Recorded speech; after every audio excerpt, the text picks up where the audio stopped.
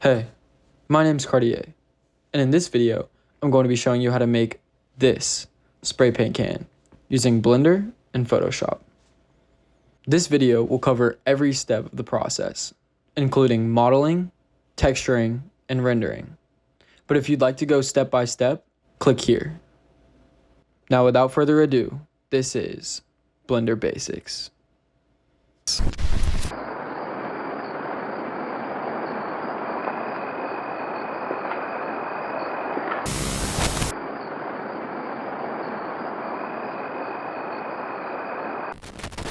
Okay, so when you first open up Blender, you should get this splash screen. We're just gonna go ahead and click outside of the box to close it. And then we're gonna wanna select this cube with left click, and then click X, enter, or return to delete. Okay, so the first step in modeling something that you've never modeled before is getting a good reference image to build off of. For this video, I'm going to be using this reference image, and I'll link a download to it in the description below. Once you've downloaded it, to add in a reference image, we're gonna go Shift A, hold them at the same time, and then go Image, Reference. And then you're gonna navigate to where you have the file downloaded. Once you've added the reference image in, we're gonna need to reset its rotation. To do that, hold Alt, R.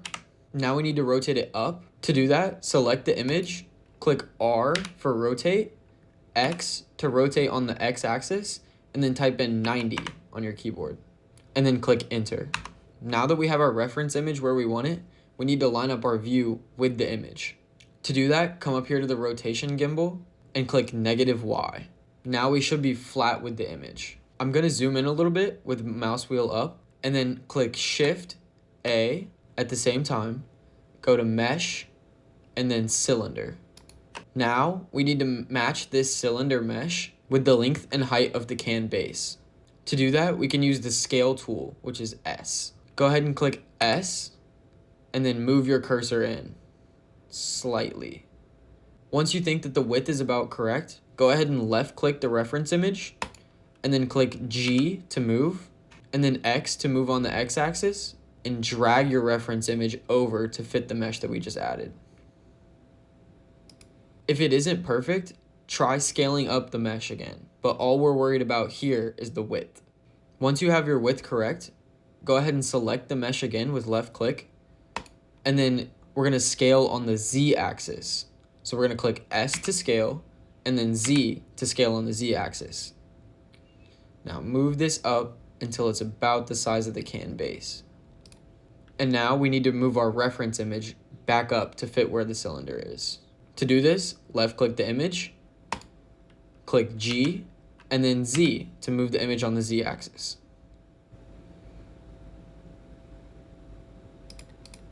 Make sure to leave some space at the top and bottom for these dents that are in the can. Now, to make the dent, we need to select the top and bottom faces. To do this, click your middle mouse button, hold and drag, and then we're gonna left click on our object again so that it's highlighted. With the object highlighted, tab into edit mode, and then we're gonna wanna change to the face select tool, which is right here. Now, with left click, we're gonna select the top face, use your middle mouse button to rotate to the bottom of the can, and then holding shift, we're gonna left click the bottom face. Now, both your top and bottom faces should be selected. Once you've done that, we're gonna click E to extrude, S to scale, and then Z to extrude on the Z axis. Now, slowly move your cursor out. You can also hold shift if you want to be more precise, and then left click to confirm that extrusion. Now, we need to scale these faces in, and we can do that by using S to scale, and then Shift Z to scale on every axis but the Z axis. Now, slowly pull your cursor in again. Now, to make this metal lip, we're going to want to select the top face with left click, and then click E, S, move your cursor out a little bit, just about to the edge of the cylinder, and then left click to confirm. We're gonna move this up just a tiny bit by using G, Z, and then holding shift, move your cursor, just a little bit. Once you've done that, we're gonna extrude again using E, and make sure this blue line pops up when you're extruding, just to about the height of the lip. Now we need to remove some of the space on the inside. So we're going to use the inset tool with I, scale down a little bit, and then left click to confirm. And then again with the extrusion tool, we're going to click E and then drag down just to about the height of the lip. So as you can see, there's a little bit of a gap between where the lip ends and where this gray rounded area starts. So we're going to use the inset tool again by clicking I, holding shift, and moving our cursor just slightly. Now to make this gray section, we're going to use the extrusion tool again with E and then go all the way up to the top of the gray section. Now to make this into a curve, we're going to have to follow 2 steps.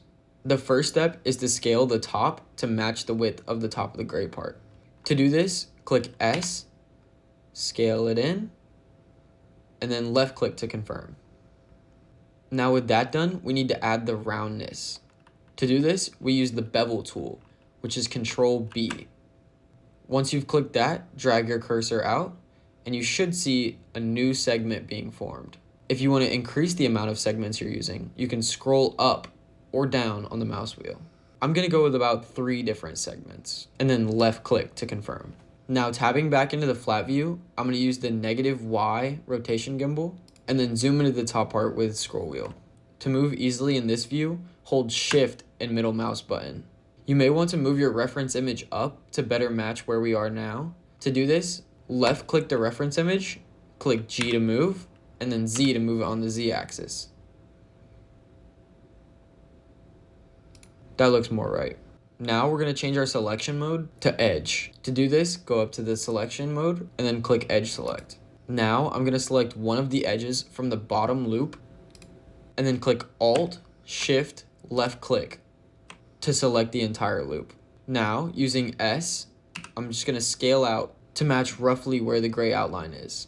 And then repeat the same steps with the next 2 loops. So left click, Alt, Shift, left click, S, scale up, left click to confirm.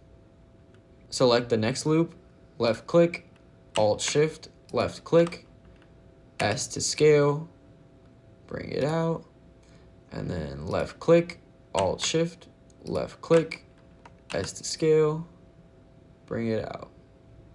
If you need to increase the height, get out of the flat view, and then using the face select tool, click G, Z, and then bring the top to match your can. Then you can tab back into the edge mode, left click, Alt Shift, left click, and readjust the rest of your model. Once you have the curve where you'd like it, go ahead and switch to the face select mode, and then left click the topmost face, and then scale the face out. For the next step, if you don't have a number pad, one of these things, you're going to want to go to Edit, Preferences, Input, and then check Emulate Numpad. Now, with Control plus, either on your numpad or on the top of your keyboard, you can select the 2 topmost loops. Now, we're going to click S, Z, 0 to flatten both on the Z axis, and then click Enter to confirm. Now, with both of these faces still selected, click E and then extrude up to the top of that gray line, right below the black tip. Now, with Control minus, we can go back to just the top face, and then using S, scale down to match where the bottom of the black tip is. Now click E, extrude up, left click, and then I to inset to about the edge of the top of the cap, and then click E and extrude again. To finish the cap, go around to the back side of the model, and then click Y on the rotation gimbal. Now zooming into the back of the cap, tab into edit mode, and then select the 2 edges on either side of the center. Now we're going to use the proportional editing tool, which is right here. Left click, and then click G, Z, and move your cursor down. As you can see, this is scrunching the entire mesh, which is not what we want. So by scrolling up with your middle mouse wheel, you can slowly decrease the influence. And then moving your cursor, readjust. And then left click to confirm. To finish the can off, we're gonna go to the bottom of the can, left click the object, tab into edit mode, and then go to your face select mode. Select the bottom face, click E, S to scale, left click to confirm, G, Z just to move it down a little bit, and then E to add that bottom lip in. Now, just like the top, we're gonna inset with I, bring in the lip, and then E, move it up just a little bit. Now we have to make the piece that the paint comes out of. To do this, hold Shift A, and then we're gonna add in another cylinder mesh. To rotate it sideways, click R, X, 90, and then click enter. And then using S, scale it down so it's about the size of the tip. Left click to confirm, and then move it outside of the mesh with G, Y. I'm gonna scroll in closer to the cap, and then using G, Z, bring it up, and then G, Y, bring it back. G, Z, G, Y. That looks about right to me. And then I'm going to select the cylinder with left click, tab into edit mode. Using the face select tool, I'm gonna select the front face, and then inset using I, and then E to bring it in. Tab out of edit mode, and that's a low poly spray can. Now the last step is getting rid of these flat edges with the subdivision surface modifier. Before that, we need to join the geometry of the can and the extruder. To do that, left click the can, and then holding shift, left click the extruder, and then click Control J. Now the meshes are joined. Now let's select our object, and then go to the modifiers tab, left click, and then left click add modifier. Go down to generate, and then select subdivision surface.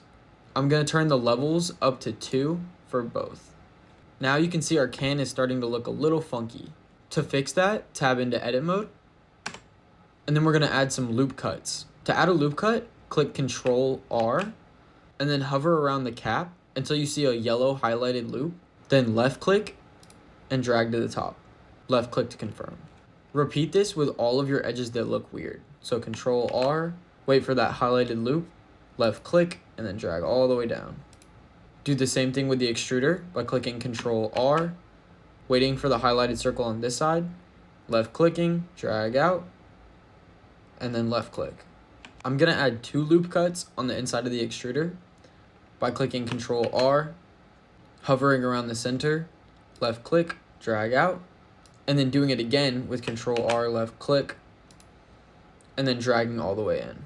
And then work your way down the rest of the mesh. Control R, left click, scale in, Control R, left click, scale in, left click to confirm, Control R, left click, drag it down, left click to confirm. I'm gonna add another one here under the lip with Control R, left click, drag it up. And then the same at the bottom with Control R, left click, drag it down, left click to confirm. And then the last one on the bottom, Control R, hover on the inside of the rim, left click, and drag up, left click to confirm. Once you're finished, select the mesh, and then right click, shade smooth. Select the reference image, and then click H to hide. And now we have a spray can. If you made it to the end, great job. We used some of the most fundamental tools of modeling, and I hope you're starting to build up that muscle memory. Okay, so this is where we left off in the last video with the entire mesh modeled. So now it's time to go in and add all the colors and designs. In order to see the changes while texturing, we need to be in material view. To do that, click Z and then go down to material preview. And then I'm gonna select the object, right click, and then set origin to 3D cursor. Now that that's done, I'm gonna select the can and then click tab to go into edit mode. And then we're gonna add materials from the bottom up.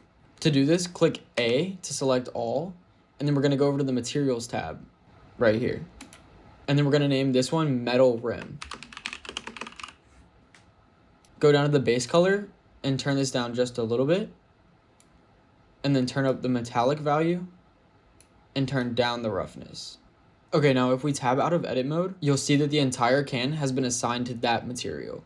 Now, tab back into edit mode and then choose the face select mode. I'm gonna left click off of the object to deselect all the faces and then go to the topmost face and left click. Now, with your numpad, we're gonna click Control plus and continue to click Control plus until we've selected everything but the bottom layer. Now, if we click this plus button on the materials tab and then click new material, we can assign our paper material, which is where we're gonna be putting our design. Now click assign, and it should assign this material to the rest of the can. I'm not gonna touch this material right now, but we'll come back to it in a second when we're ready to add the design. Now, with Control numpad minus, deselect all of our paper faces, and then we're gonna reassign the metal rim. To do this, left click the metal rim, and then click assign. Now again, we're gonna click Control numpad minus until the entire rim is deselected. Make sure to deselect this gap as well. And then we're gonna click the plus button, new material, and I'm gonna name this top. Click assign, and then I'm gonna bring this base color down just a little bit and bring the roughness up just a little bit. Now, again, with Control minus, we're gonna deselect these faces and then reassign the metal rim. If you've accidentally selected too many faces and try to assign the next material, you'll get this weird rim on the outside. To fix this, click Control Z and then Control minus, and then assign the material again, and it should pop up in the right space. Now, for our final material, we're gonna click Control numpad minus, and then on the materials tab, click plus, new, and then I'm gonna call it cap. Let's bring this down to a black. And then turn up the roughness. I'm gonna turn up the metallic just a little bit. And then click assign. Again, if you have this problem, no worries, click Control Z, Control minus, and then reassign. Now, if we tab out of edit mode, we'll see all the materials on the can have been applied, except for this tip. To fix the tip, I'm gonna tab back into edit mode, left click one of the panels on the tip, and then click Control L. This selects all of the linked faces. Now click plus, new material, and then I'm gonna change the base color to red. And then click assign. Tab out, and all of our colors are finished. Now, in order to add 2D images as textures, we have to do an operation called UV mapping. This basically means that we're gonna unfold the 3D shape so that it's broken down into 2D panels.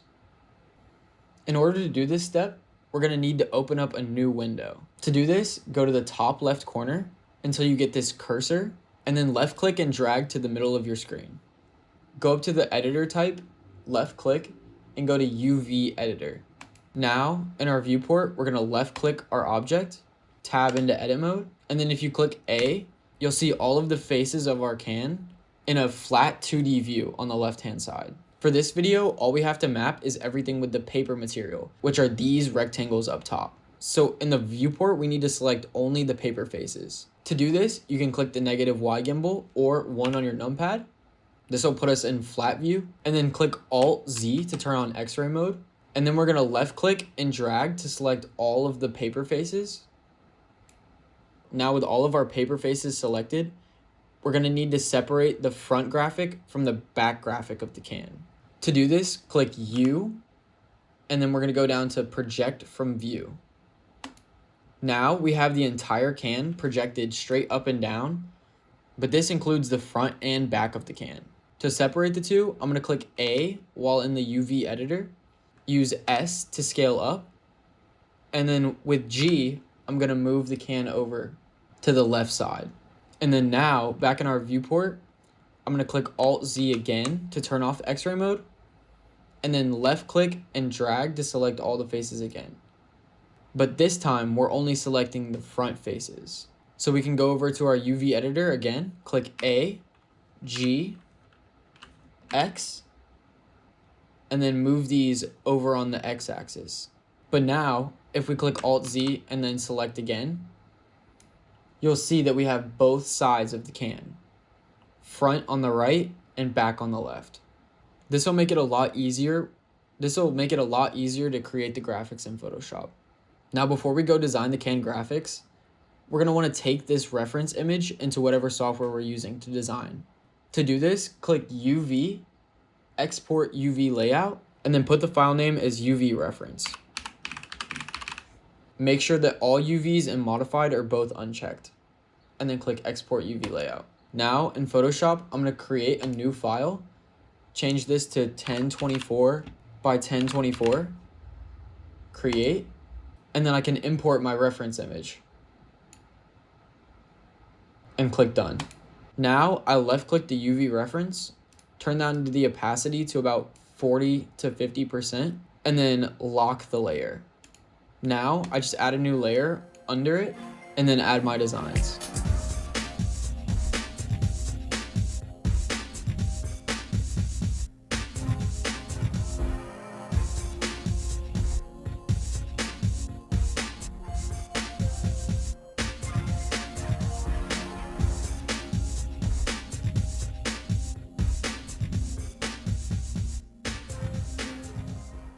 I'll also provide a download link for the design that I made, just in case you're only focused on learning Blender.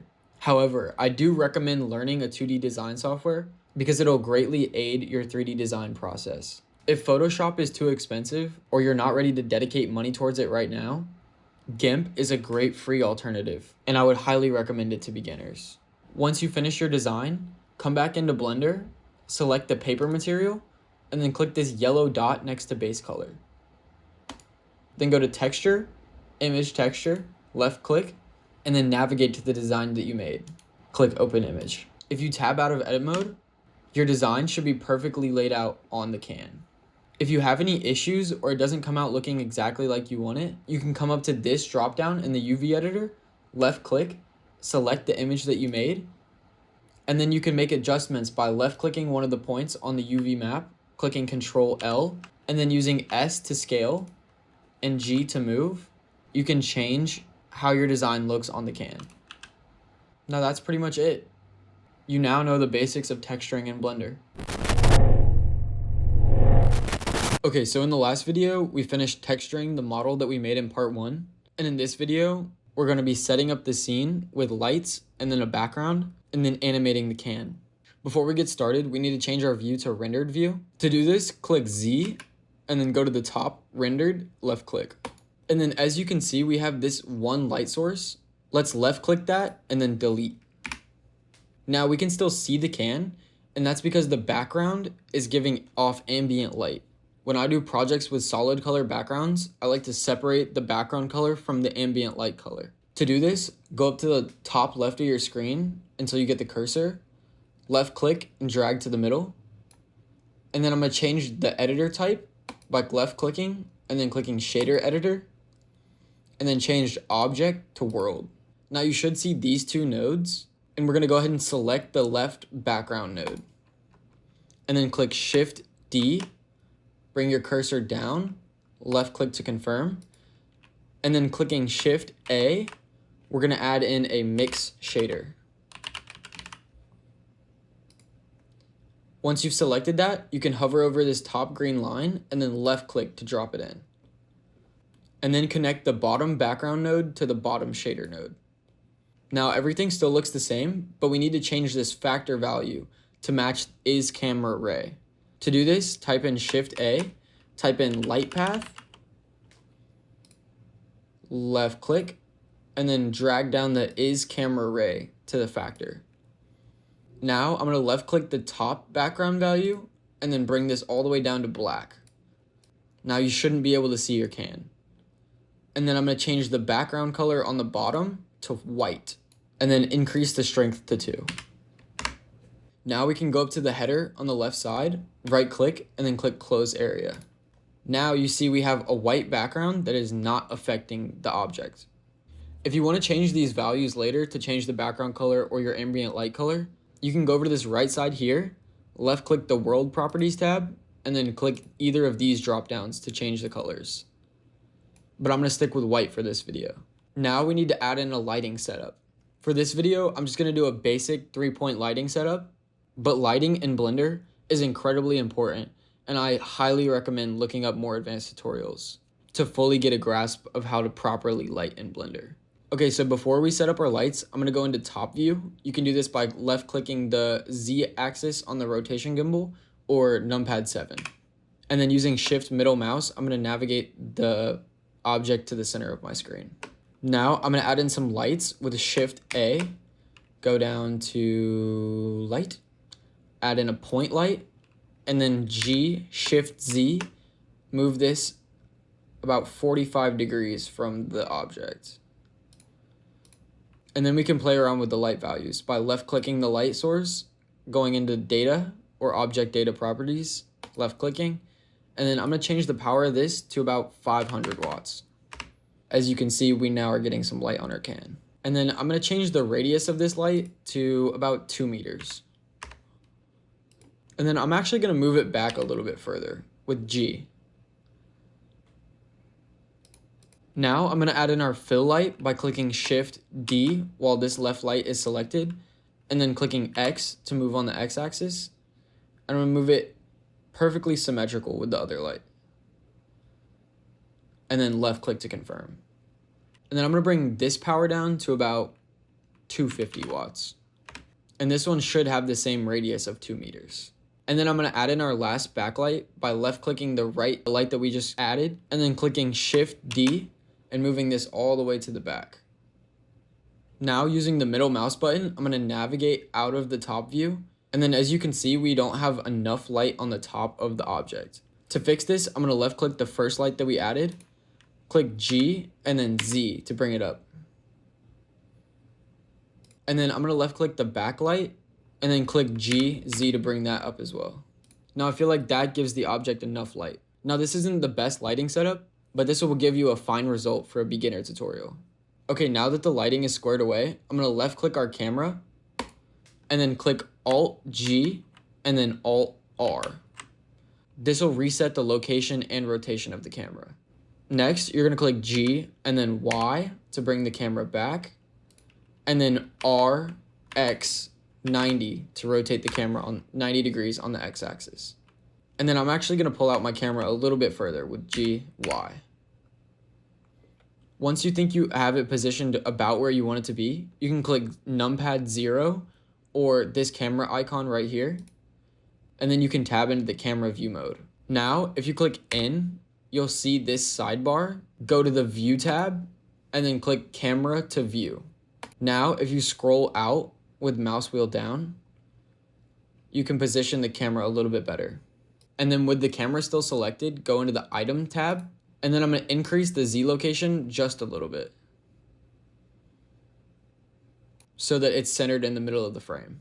If you want to check this, you can go over to the Object Data Properties with the camera selected, left click, and then go down to Viewport Display, Composition Guides, and then turn on Thirds.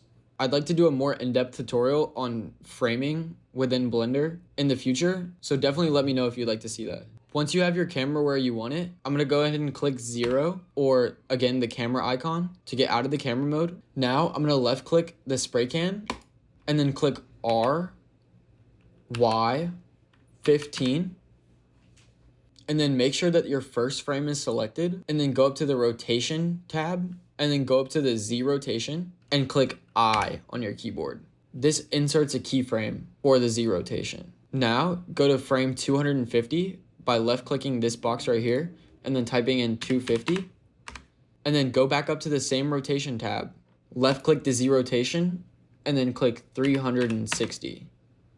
Enter, and then click I again to set another keyframe. Now, if you click spacebar, you should see your can rotating.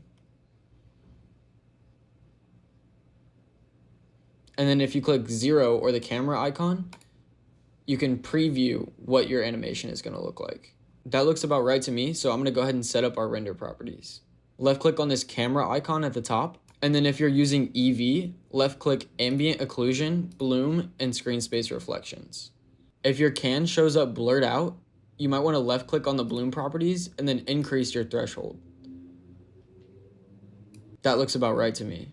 And then scroll down all the way to color management. Under view transform, left click AGX and change this to standard. And then I'm going to change my look to medium high contrast. Feel free to play with your exposure and gamma values to get the desired effect. If you're rendering in cycles, which can be a little bit more intense on your computer, I recommend changing your device to GPU compute and then setting your noise threshold at about 100 to, you could go even lower, like 50 samples, and then experimenting with whether or not you like denoise. Now you can go to the output properties tab by left clicking here, select your frame rate. I'm gonna go with 24 frames per second. Make sure that your frame start and end are 1 and 250. And then under output, left click this folder button, navigate to where you wanna save your file, and then name it, and then click accept. Now change your file format to FFmpeg video, click encoding, change this to MPEG-4, and then I'm gonna change my output quality to perceptually lossless. And now we're ready to render. So go up to the top left, click render, and then click render animation.